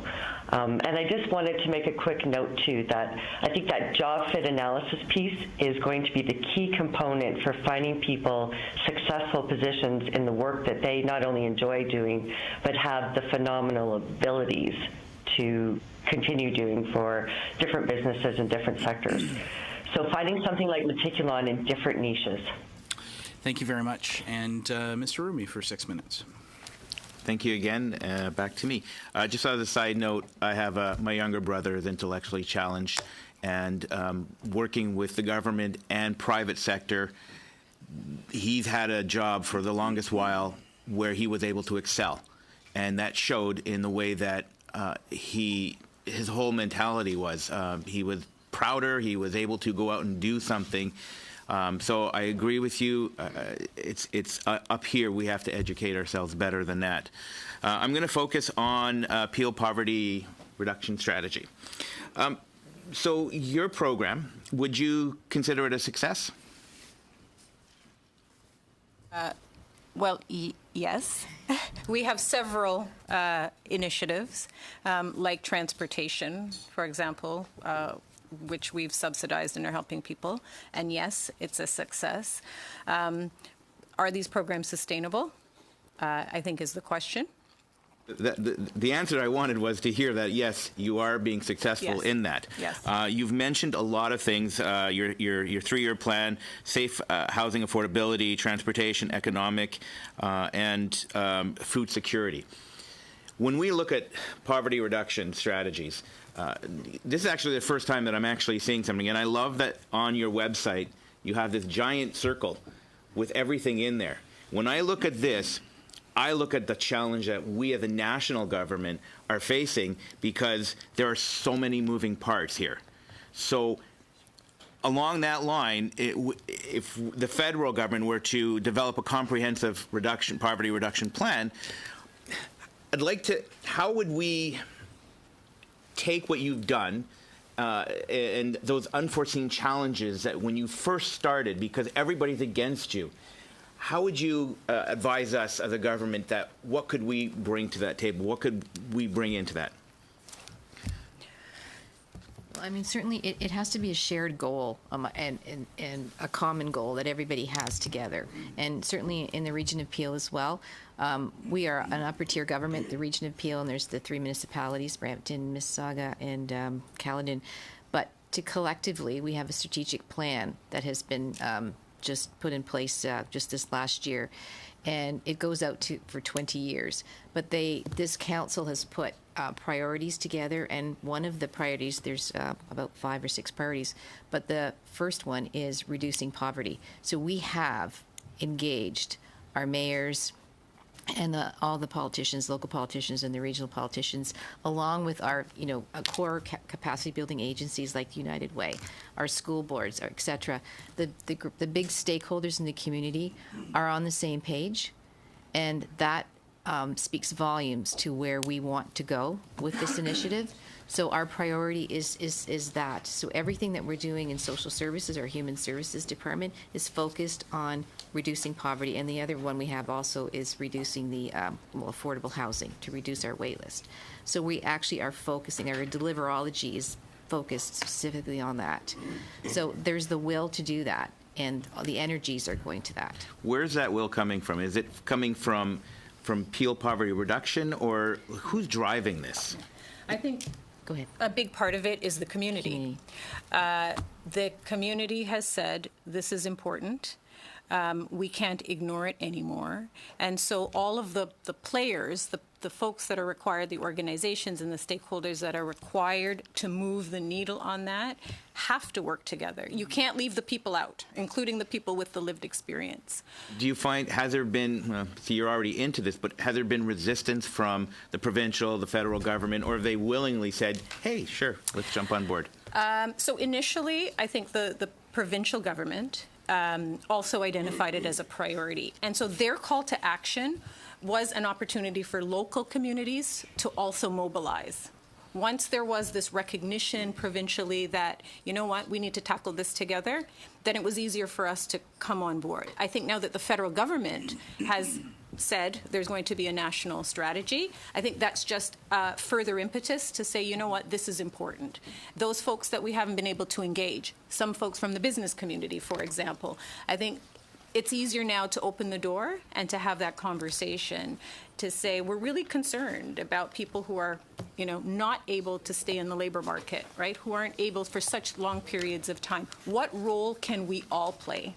And that we all need to be there. It's not just government and it's not just community organizations. So how do we duplicate the drive that started off with your community? How does the federal government put that into that strategy? We just can't say, okay, you guys have the drive, go out and do it.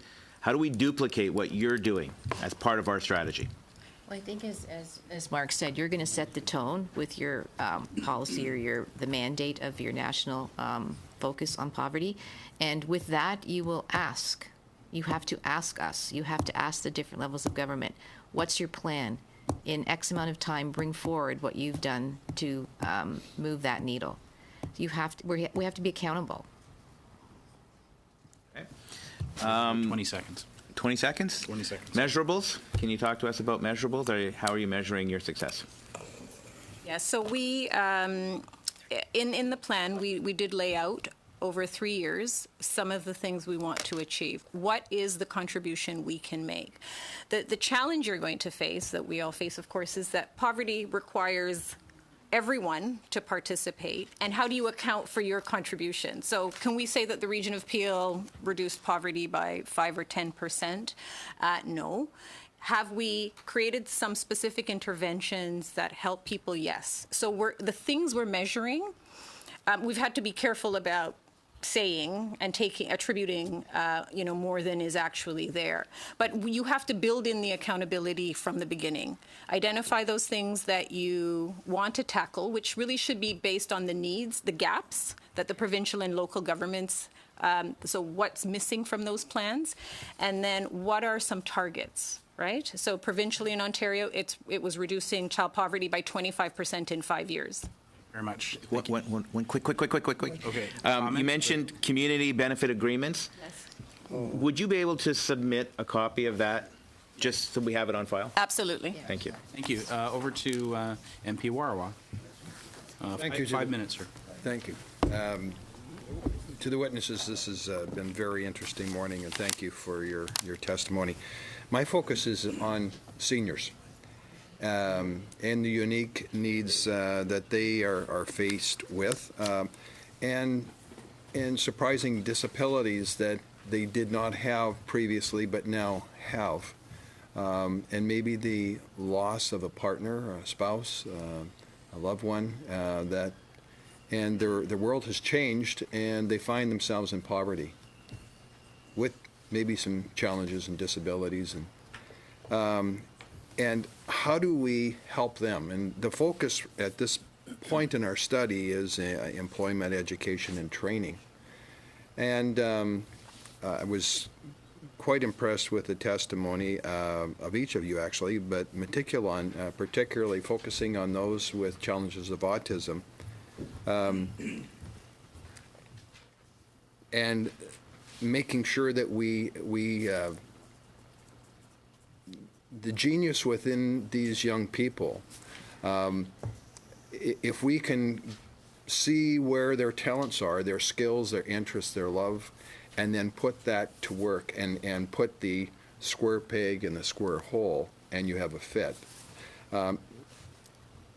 Can any of you comment on how we can help seniors in maybe the last 20 years of their life where they've been out of the workforce, but they, because they need to get back into the workforce for their own dignity and well-being, but also to get a paycheck? Can anybody comment on how we can help Canadian seniors that find themselves in vulnerable positions?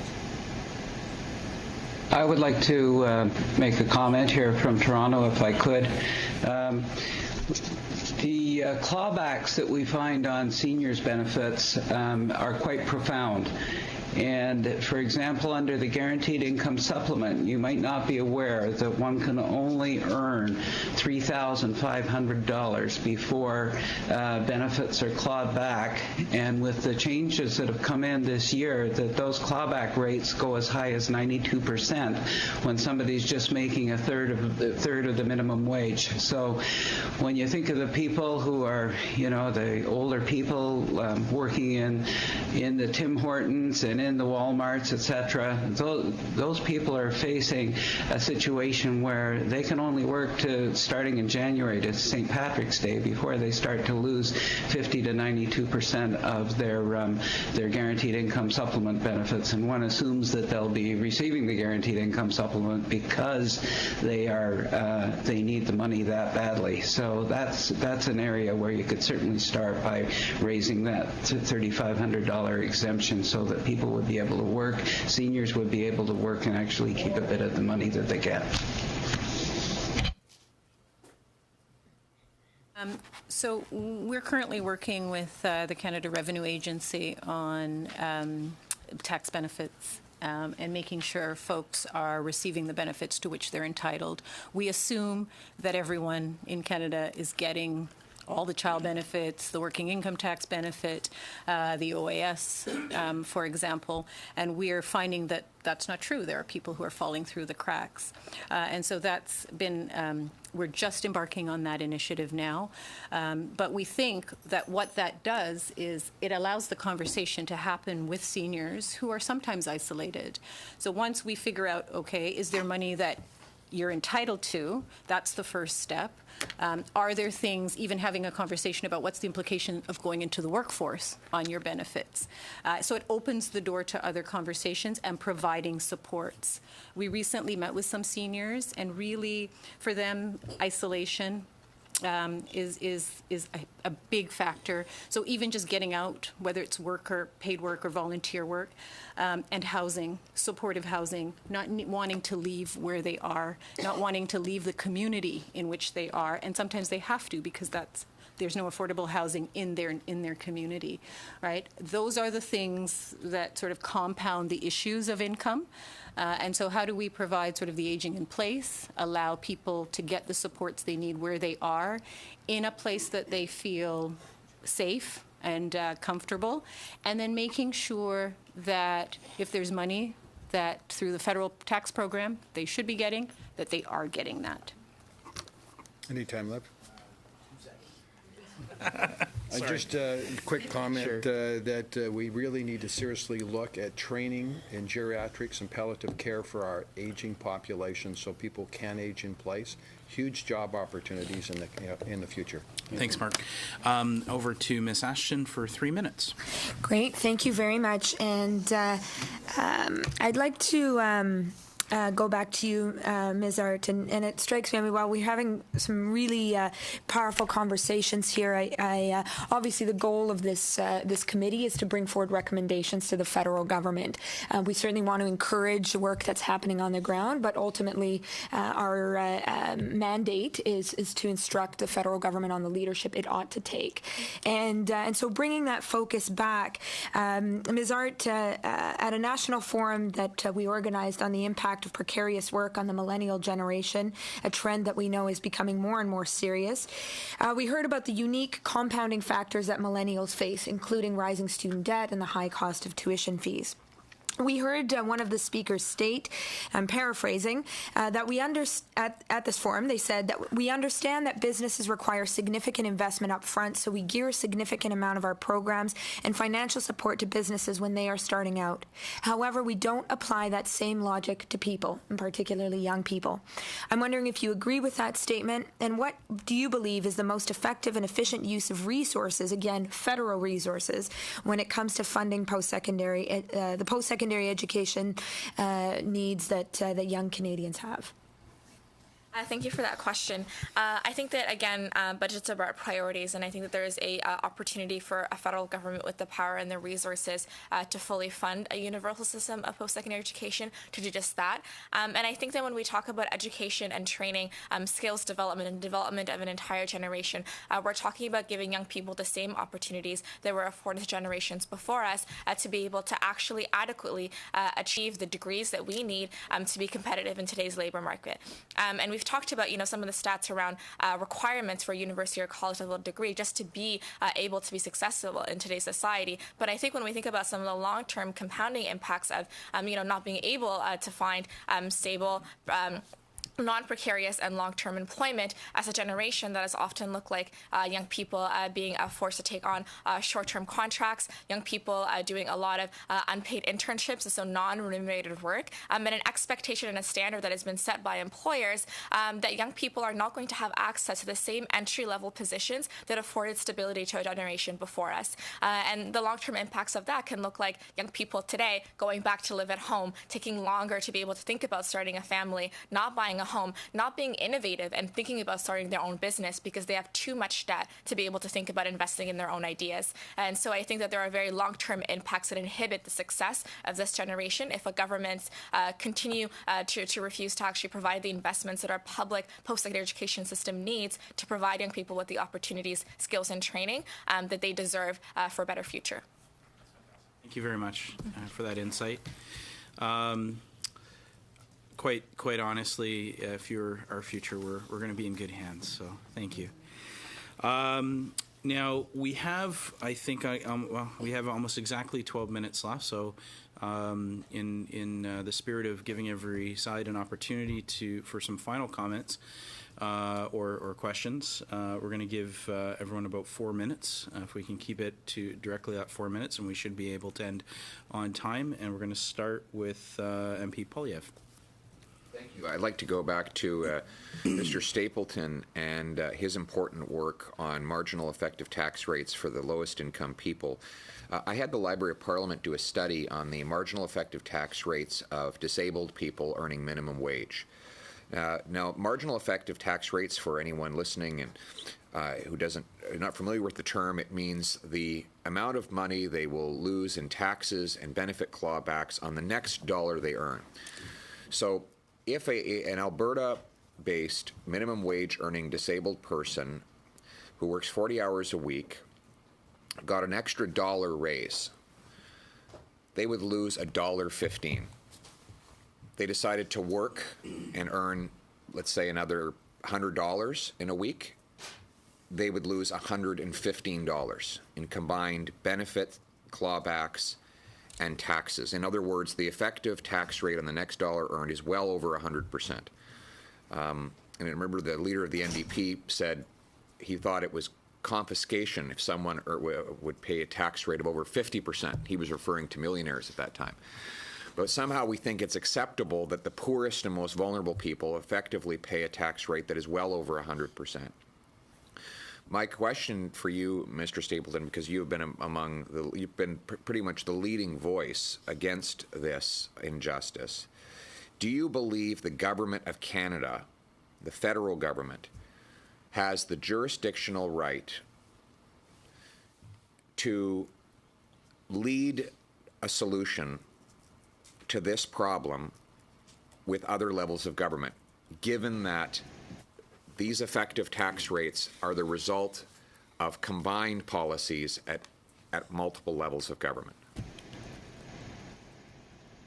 Yes, I think it's only the federal government that has the position of leadership that can look to other levels of government, whether it be the municipalities or whether the provinces, and look at all those programs together. They're all in silos, and they all stick to their own knitting, and it sounds very good on the one hand, but when you have taxation at the federal and provincial levels that combines with benefit clawbacks that reduces people every dollar that they get, especially from earnings, thinking of the discussion this morning, and that results in clawbacks and taxes of over a dollar on a dollar. Something's wrong, something's broken, and I think it's only the federal government that can actually convene all of the provinces and municipalities and those various programs that do that. I also think that if you look at something, and I'll give a plug to the late Mr. Flaherty, who made sure by talking to the provinces that the RDSP, the Registered Disability Savings Plan, was not clawed back by other social assistance programs. And the same is true of the working income tax benefit that was brought in 2007. So you see good examples of where care was really taken to do this. And those who believe that the federal government can't have influence, there's two particular pungent examples of where the federal government did lean in on the provinces and make sure that those clawbacks did not take place. The working income tax credit effectively gives people a raise of about 25% on income earned between, I think, $3,000 and roughly $12,000, and then it is also clawed back at a rate of 15% as you get closer to $20,000 in earnings. I mean, and everyone agree it has to be clawed back at some level, or else you'd be giving it to millionaires. But do you have any suggestions, Mr. Stapleton, on how we can improve the working income tax benefit so that it always leaves people better off by working? We're actually over time, but I'll give you about 10 seconds if you have a thought there. 10 seconds is just to convene all the provinces and make sure that the clawbacks that 15%, which of course has to be there, but that all of the clawbacks together make sure that people always receive a benefit for each marginal dollar earned. Thank you. Thank you very much. And now over to MP Sangha. Thank you, Mr. Chair. My question will be to Sonia Pace, first one. I live in Brampton, and I'm there. I was doing my business in Brampton, and I know that is a growing community in that area, whole Peel, Mississauga, Brampton, and Caledon. And thank you very much for coming today for this one and giving input regarding Peel region. So what my question to you is that from the growing communities like immigrants, and we have got the youth problem, we have got the problem regarding the seniors. So what steps you as a Peel region priority group, poverty reduction group, what steps you are taking for vulnerable groups like immigrants and others? What are the major steps you are taking? I'll just speak to one group that I'm going to talk about is our recent newcomers, the Syrian refugees. We have a working group together that's knitted by a number of the settlement agencies, et cetera, and the faith communities and whatnot. We are now entering basically what we're calling month 13. Many of our newcomers have been here for the 1 year and have received the federal allowance for the first year. But many are not ready to move on, have not been able to get employment, et cetera, for various reasons. And I won't take up that time. But this is where we were talking about the transition. So there is a federal allowance right now, but after the first year, which is the 12th month, for 13, they have to move into another form of social assistance. So one of the key areas that we're working on is making that transition as seamless as possible, because it's not seamless the way it is now from federal to municipal. So we are actually going out there and speaking to all these groups and the faith leaders and meeting with the agencies to be able to successfully transfer that transition. Because if someone loses that opportunity of that 1 month allowance, they'll lose their housing, and then we're into shelters. The trickle down effect is immense. So those are the kinds of things that we're talking about. Is different silos and different levels of government have to talk to each other and make those transitions smoother, to not put people then in a completely traumatic situation where they aren't housed, et cetera. So that's one example of one group that we're working with right now. Thank you. And then my question to Adoma Patterson. Then you have talked about local level, people, those who are working as communities working at local level, and government, provincial and municipality, and the federal governments. I agree with you that without connecting with the communities, you can't do any progress in this field. But at the same level, what you suggest federal government to put their part of the things into the community? So I think a big part of it is really looking at where what's missing. What's in common. Most communities have wait lists for housing. So you've recently launched a national housing strategy. So what will that do at the provincial and local level to make sure that people have adequate housing, right? There are two key areas for people who are experiencing poverty: income and then housing. So what role does the federal government play in addressing those issues of income?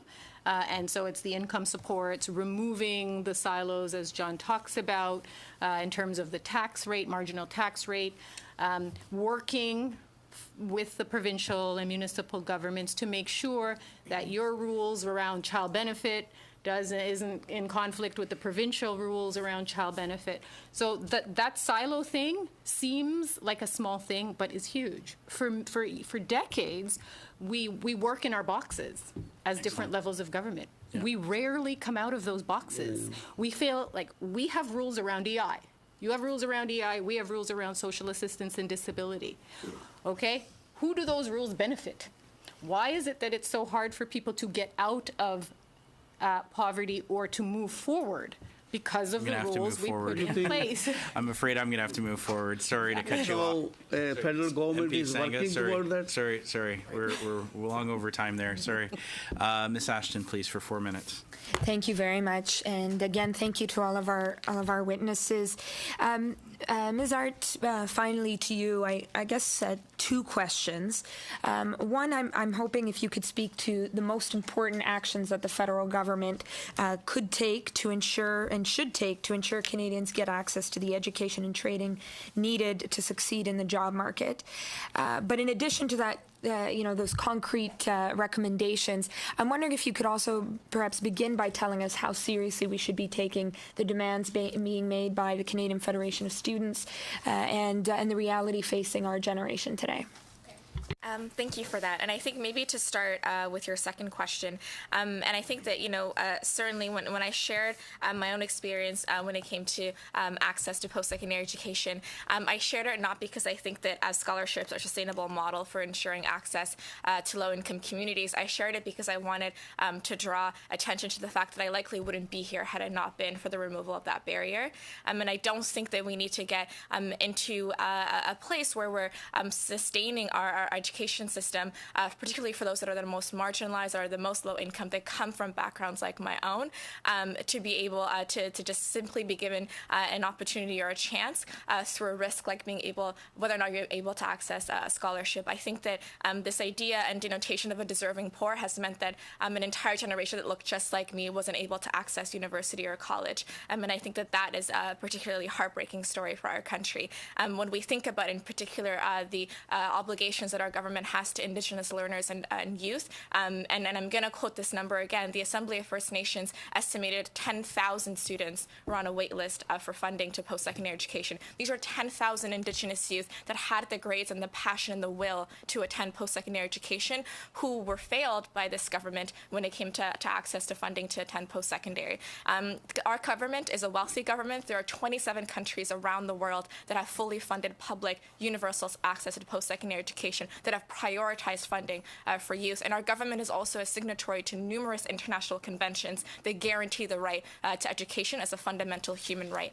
And so when it comes to what can we do, this idea of free education is not new to Canada. We have a working system of free college-level education in Quebec, and we've seen the benefits of that in that province. We also already have an understanding of universality when we talk about healthcare. We understand that if I get hurt in Saskatchewan, I shouldn't have to pay more or less for it, depending on which province I end up being at the end of whatever course my injury has taken me on. I think this patchwork system that we have around access to post-secondary education has meant that disproportionately young people that come from marginalized backgrounds, that come from low-income backgrounds like my own, are going to be the ones that are ultimately falling through the cracks of a system that is not designed to actually uplift them. When we're talking about student financial aid, when we're talking about a system today that primarily relates on fundamentally providing more debt instead of actually providing more upfront grants and more upfront access, we need to completely overhaul this system. We need a universal one. We need to abolish tuition fees. We need a dedicated transfer to post-secondary education. And we need to actually meet provinces when it comes to their investment through the creation of a National Post-Secondary Education Act that can guarantee from British Columbia to Newfoundland and Labrador, young people can go to university and college and pursue their dreams of being who they want to be and how they would like to contribute to this society. Thank you very much. And I do have to, unfortunately, wrap it up there, but before I do so, a huge thank you to everyone that came out today. This was an exceptional panel, and I think I speak for everybody here. We learned a lot and definitely took some inspirational notes today.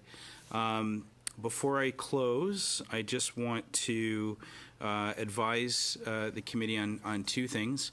One, we have, I think, attempted, I don't know if we're successful or not, but we've attempted to arrange a shuttle to greet us timing-wise. So those of you that would like to avail themselves, and because it is a slippery day out there, there hopefully will be a shuttle waiting for us. And I can, we're not going to obviously get into it right now, but I can inform this committee that we have received approval for the full amount of our request for travel. So good news there. And Mr. Warwa, you had a point? Thank you. Today coming to One Wellington was particularly the challenge. I have a mobility disability, and when the buses weren't available, and so it's if we can stay in 228, I think it works, or in center block, because there's very limited buses that are coming here. That we came here so we could be on camera, televised, but I think normally if we can stay in 228, it makes it, or center block, it makes it easier for everyone. Yeah, and I agree. Center block, unfortunately, is not an option if we are going to have video conferencing as well. So my hope is that the new facilities are going to be opening up shortly. I don't know if we have a timeline on that, but that would make life much easier to go to one. The other Wellington in the future. So, but I do agree, and that's why we arranged for the shuttle as well. So, thank you, everybody. Again, thank you to all the committee members and all the techs and folks that helped me out to my left and right. Thank you. Thank you.